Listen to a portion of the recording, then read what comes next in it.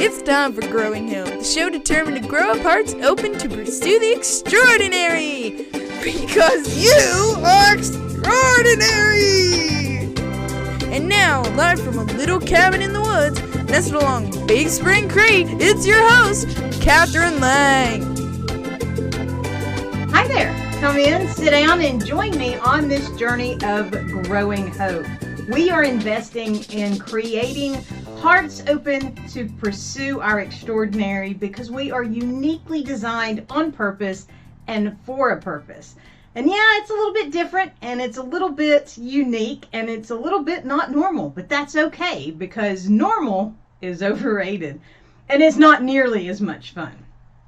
I am Kathryn. I am your resident Hope Smith, purveyor of snarky rainbows, and of course, your face of encouragement.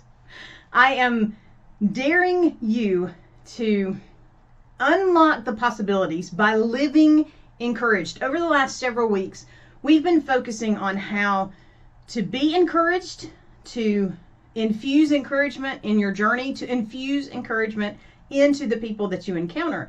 And this week, we're really focusing in on a reservoir of encouragement, creating that well that you can go to when you need encouragement or when you're going to be fueling the encouragement of the people that you encounter. You need a reservoir of encouragement. You need something that you can tap into because things are going to get tough.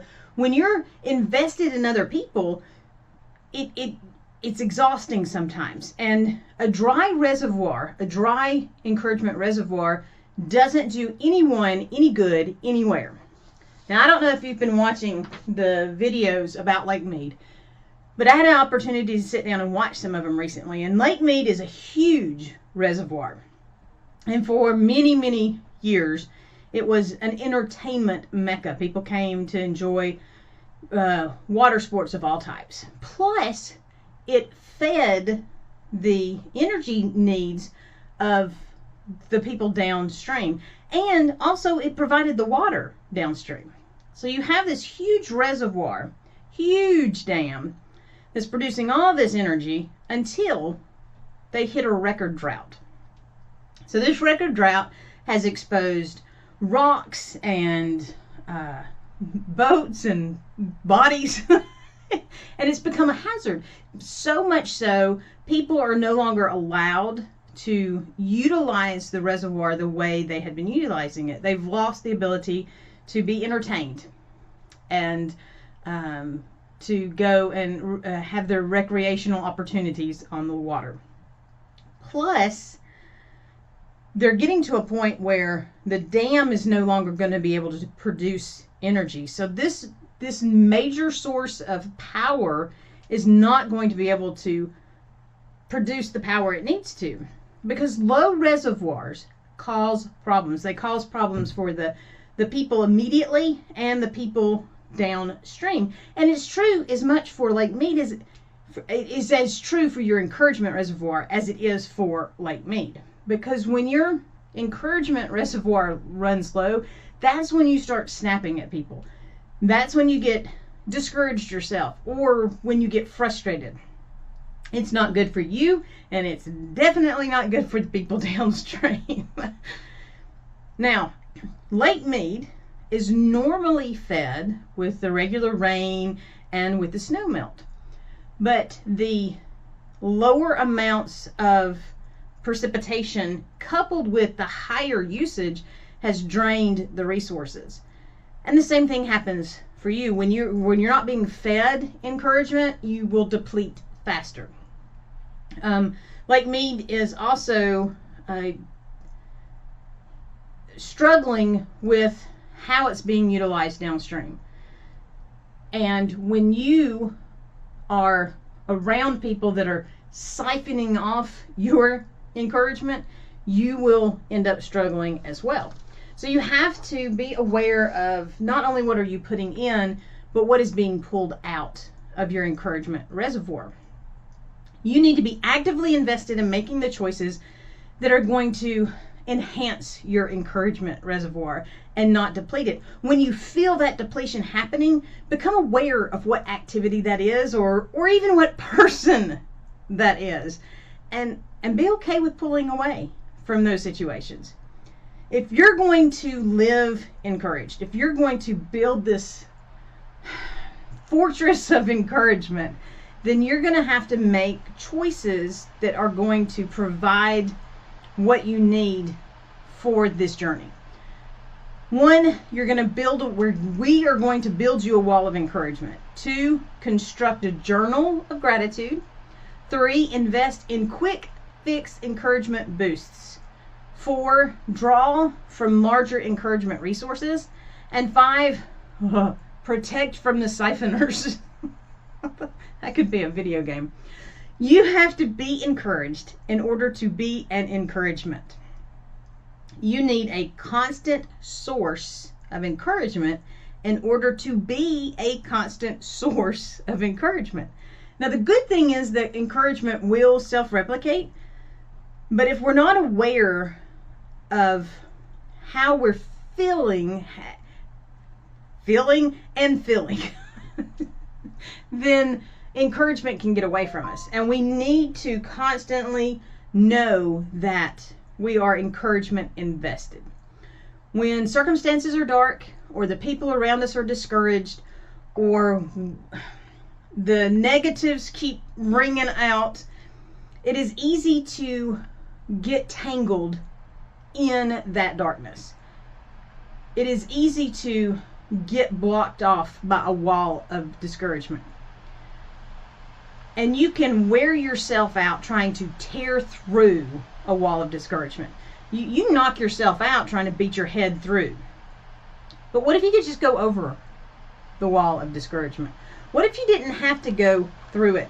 What if you actually had encouragement standing in between you and that wall? When I was in school, I had a plaque that hung above my desk, and it was the quote, "Nothing in the world can take the place of persistence." And I embraced that idea. And if you've met me, you know it's true. Ask my husband if you don't believe me. But there were times when things would happen, things weren't going my way, and I would look up and I would be reminded, persistence, be persistent. So I took that plaque with me to college, and then eventually I brought it with me when we moved into our first home together. It is something that has been constantly reminding me to be persistent, and it will get you to that next step sometimes. Sometimes persistence is enough to push you through. Now, over the years, I have expanded on that one quote. I've added more quotes. I've added trinkets that were given to me that were special. The first Valentine that my husband made after we were married, that was on my encouragement wall for decades. Anything that struck a chord in my heart and made me smile or offered me a boost, that went on my wall of encouragement. So step one is for you to begin building your wall of encouragement. Your wall of encouragement doesn't have to look like mine. As a matter of fact, my wall of encouragement is very different today than it was 2.5 years ago. This behind me is a wall of encouragement. It is the quilt that my mom put together using the clothes when I was younger. She cut them out into flowers and the butterflies. And what's really interesting is that she didn't even know what my logo was going to be. And my logo eventually was daisies and butterflies, and then of course the snarky rainbow tornado. And I suspect that I was partly influenced for my logo because of this. But it's a wall of encouragement that goes with me. I also have a folder of notes and emails and prayers that people, someone sends me a prayer by email or prays it over me at church. I jot it down and then I add it to my folder. That way, when things get tough, I have something to remind me, something to infuse encouragement into my journey. This is my wall of encouragement. The folder is my wall of encouragement. So what is your wall of encouragement going to look like?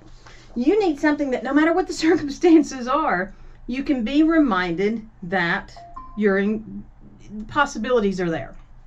So you can start with a folder just like I have. You can add notes, tidbits, quotes, images, whatever it is that makes you feel better about your journey. You can also go old school and get a spiral bound notebook. You know these index cards that have the little spiral connector on it? Or paste them, copy and paste. That would be awesome, right? Crafts, not just encouragement, crafts. And you make each index card a reminder of your quote or your image or whatever. And so you've got a portable encouragement wall to go with you. Or you can actually slather a wall with encouragement and hope. The key is to have encouragement around you. Build something that works for you so it will be continuously feeding your encouragement reservoir. But don't stop at a wall. Build bridges, build gardens, build masterful works of encouragement architect, whatever it looks like for you.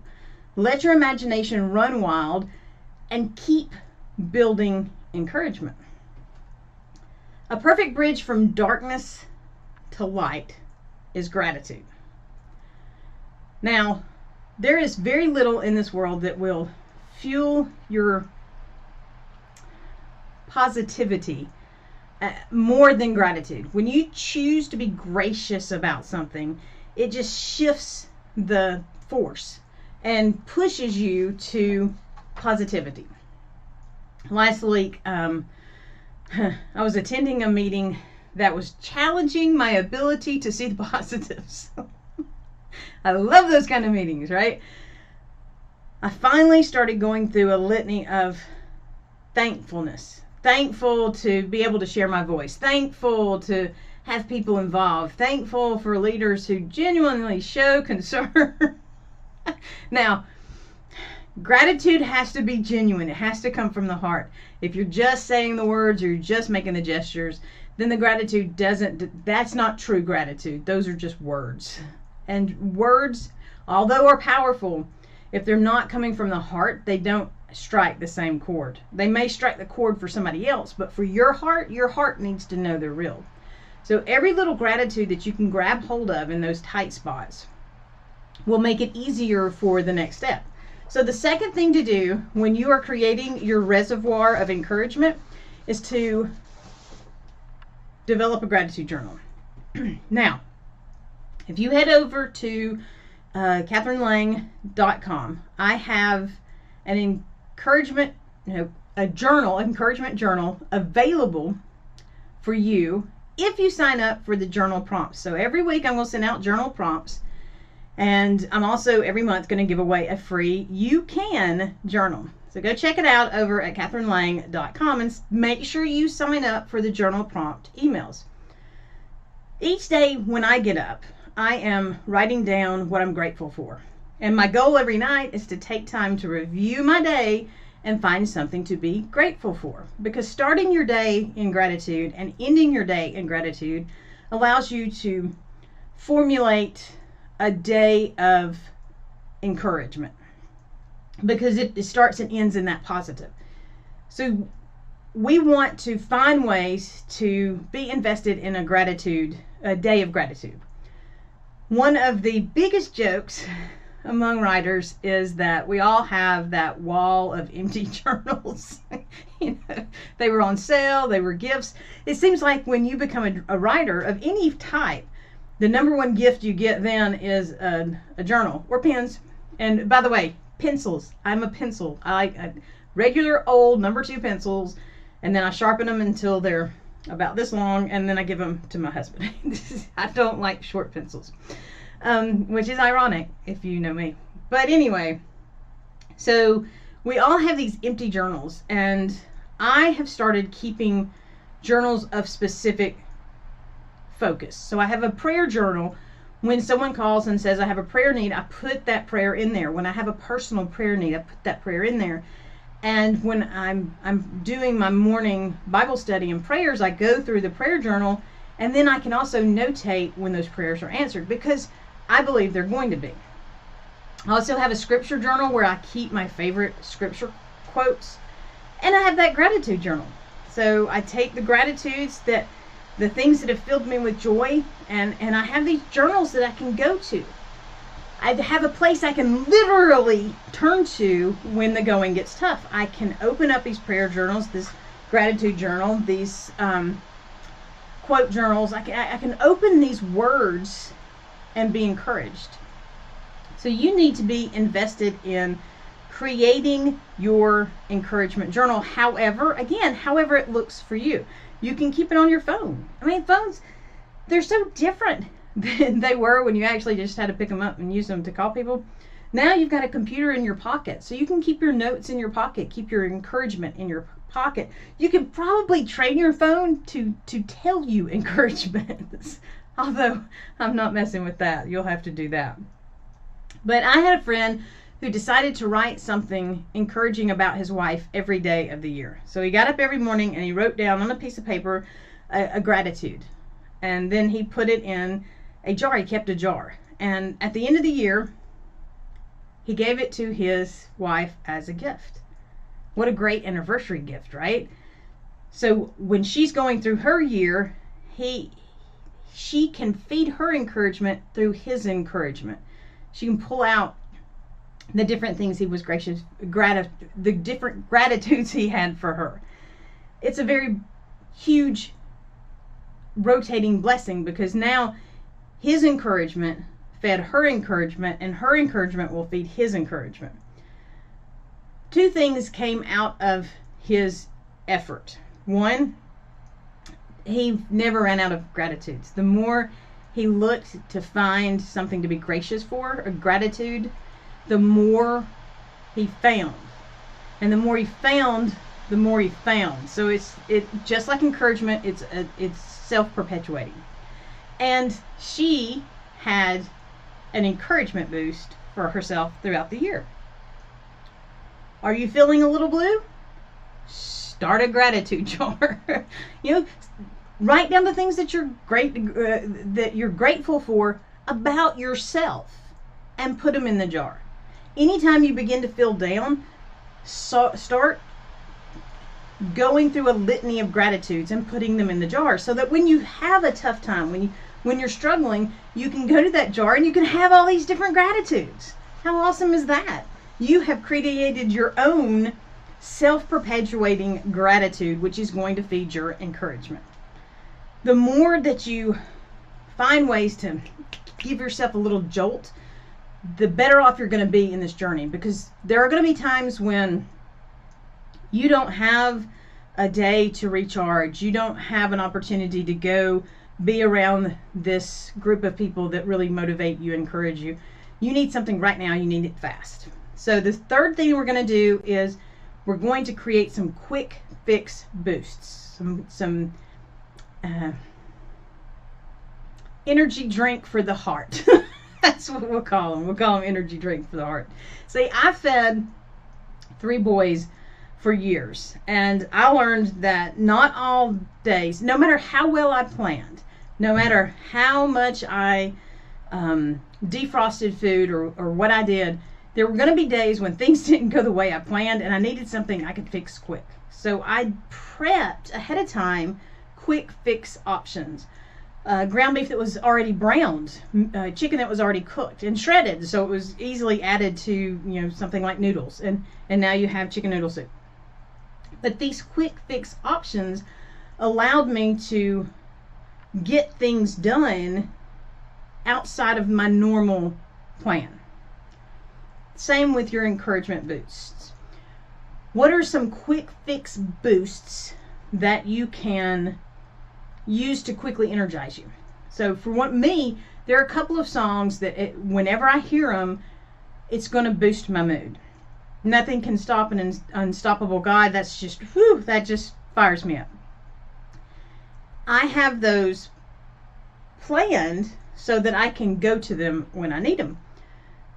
Bookmark your favorite scenes on TV shows or movies. The ones that make you laugh out loud every single time. And you can do them without actually having them bookmarked. You can do them by heart. have your favorite friend, your go-to smile, I like to call it, have them on speed dial so you can at least reach out to them or send them a quick message and saying, I need a smile, send me a smile. I had a really good friend growing up that was a prayer partner of mine, and anytime I hit a struggle point, I could just pick up the phone and call her and say, I need prayer. She would stop what she was doing and she would pray until I called her back and could talk it through. And it was nice having that support. And that's what we're looking for, just a little dose, a little boost of encouragement to get us through to this next step. Because remember, the little bits add up. It's the little bits of encouragement that create that ladder that gets you over the discouragement wall. But even though the little bits can add up, sometimes we have to take the time to breathe in a big dose of encouragement. We need that winter thaw to refill the reservoir. Recently, I found myself tangled in a web of negativity. And if you've ever been tangled in a true web, you've been out walking and you turn to talk to a friend and you turn back around, you walk face first into that giant spider web. Just as soon as you peel off one, you find another stuck somewhere else. It was the same thing with this negativity. I was tired, I was frustrated, and I was determined to give up. Nope, I'm done. I'm not doing anything else. So I took a few days and I attended a seminar that was based off of the book Think and Grow Rich. If you've never read Think and Grow Rich, I highly recommend it. It's not what you think it's going to be. So I was taking notes, I was engaging with people, and I found encouragement. A huge, massive dose of encouragement, because Think and Grow Rich is all about a positive mental attitude. The engagement with the attendees, the information from the speakers, the downloads that they offered, all of it just continuously fed into me, flowed out from me. It just made it possible for me to fill that reservoir. So the fourth thing that we're going to do is find places that can create that big winter thaw moment where you get that infusion of hope in a way that you never imagined possible.